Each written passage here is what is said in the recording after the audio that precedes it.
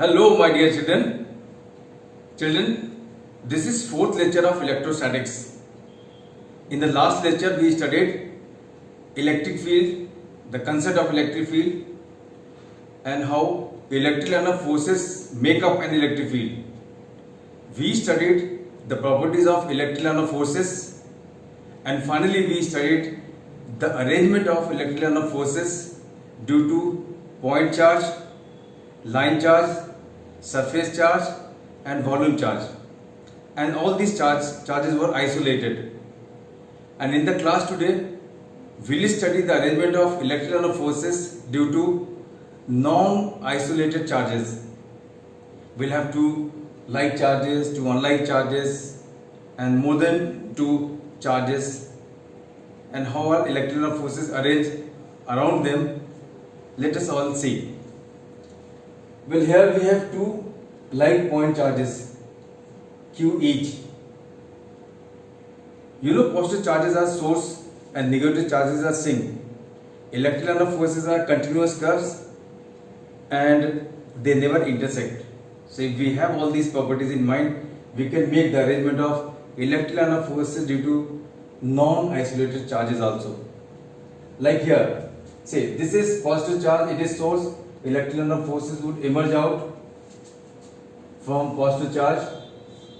Well, they will emerge out in spherically symmetric fashion.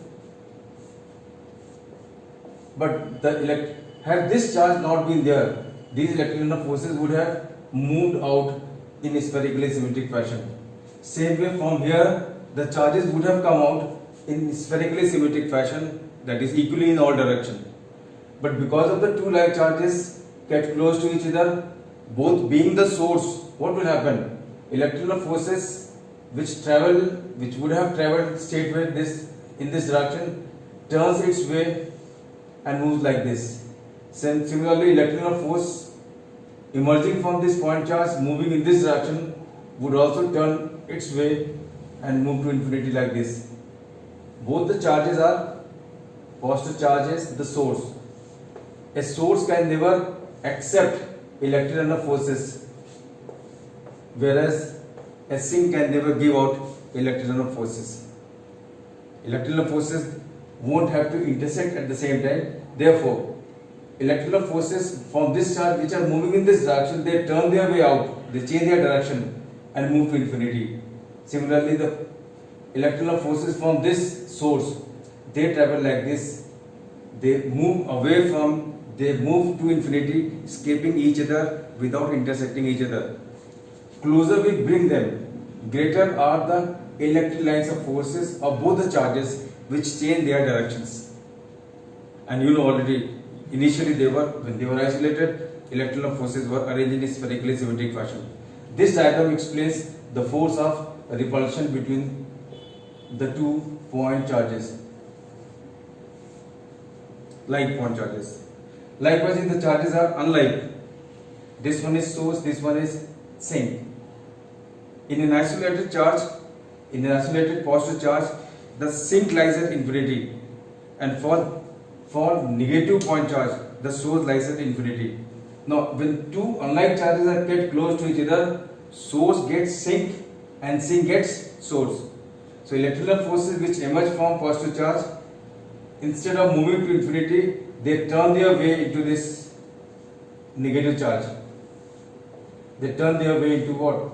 This negative charge like this. And other electrical forces which have to turn a lot, they keep traveling in the initial direction which they were traveling. So when two unlike charges are kept close to each other, well, the electrical force from positive charge move into negative charge by changing their direction. And this diagram explains the force of attraction. Closer we bring the two charges, greater is the force of attraction between them, and greater are the electrical forces from this charge moving into this negative charge.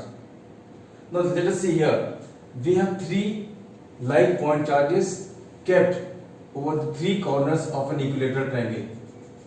How is the arrangement? all the three charges are source. So electrical forces from this positive charge, it travels like this, turns its way outward like this, like this. So this is the arrangement of electrical force because of 3 point charges. Similarly, electrical forces because of this positive charge, they travel like this. They turn their way like this out, and those traveling in this direction, they won't have to change their directions. Similarly, electrical forces from here, they travel like this, travel like this.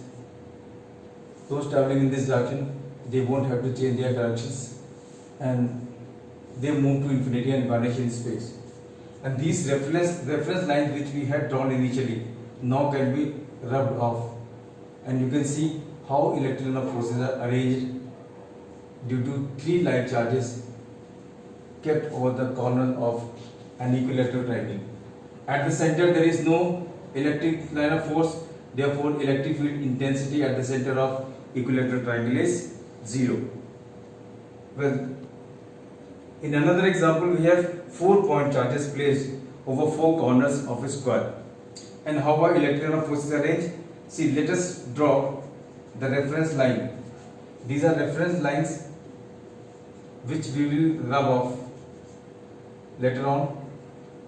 See, electrical forces because of this positive charge, they travel like this and turn their way like this to infinity. Electrical forces, and those traveling in this direction, they travel like this. Similarly, electrical forces from this positive charge, they travel like this.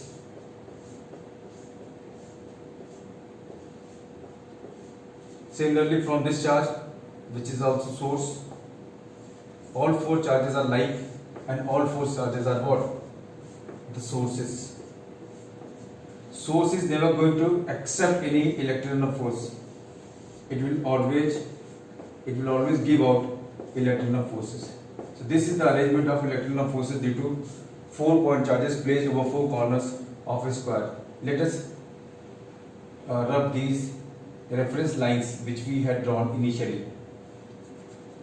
Now you can see the arrangement of electrical forces due to these 4 charges are as shown in the diagram, and the arrangement looks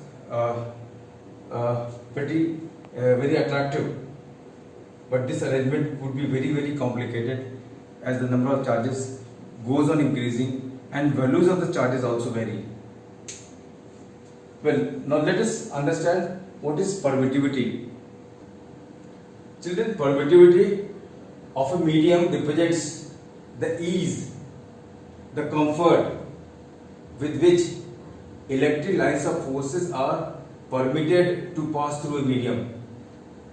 So comfort for the passage of ELFs, electrical forces, through a medium is represented by a constant of the medium called permittivity. Every distinct medium has a unique permittivity, and that unique permittivity is called as absolute permittivity of the medium. Well, free space is same throughout universe, and value of absolute permittivity of free space is 8.85 into 10 to the power minus 12 in SI unit. We take this permittivity of free space as standard, and we divide absolute permittivity with the permittivity of free space. We divide the absolute permittivity of a medium with permittivity of free space, and what do we get in the process? In the process we get unitless, dimensionless constant for the medium, which is called as relative permittivity of the medium. This relative permittivity of the medium is also called as dielectric constant. Dielectric constants. So how do we define dielectric constant of a medium? Dielectric constant of a medium is defined as the ratio of absolute permittivity of medium to permittivity of free space. Children, the concept is exactly similar to concept of relative density we have studied in class 9 or in class 10. Relative density is the ratio of density of the substance to density of water at 4 degrees centigrade. So we take the density of water as standard and we divide density of every medium with density of water, and in the process we get what? Relative density of the medium.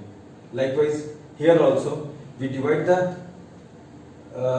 absolute permittivity of every medium with permittivity of free space, and what do we get? We get unitless dimensionless ratio, which is dielectric constant of the medium. Well, for free space, epsilon naught upon epsilon naught, the ratio is going to be 1. This ratio is going to be 81. This ratio is 81 for water, and this ratio is infinite for metals. So permittivity of metal is infinite. That is why all metals are good conductors, because the comfort for passage of electrical forces through metal is maximum. Well, let us now understand the definition of relative permittivity of medium using Coulombian force. In the last class, that is in class 2, second lecture of electrostatics, we studied Coulombian force. Well, this force is the force between 2 point charges.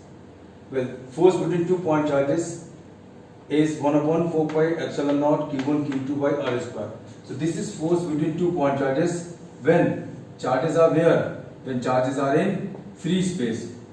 Free space, or you can say air. When the charges are in free space or air, nearly same, or vacuum. What is this epsilon naught? This epsilon naught is the permittivity of free space. Now, if the same two charges are in the medium kept at the same separation, in that case the force will be what? 1 upon 4 pi epsilon q1 q2 by r square. What is this epsilon? This epsilon is the permittivity of the medium. So this is force in between 2 point charges where? In medium.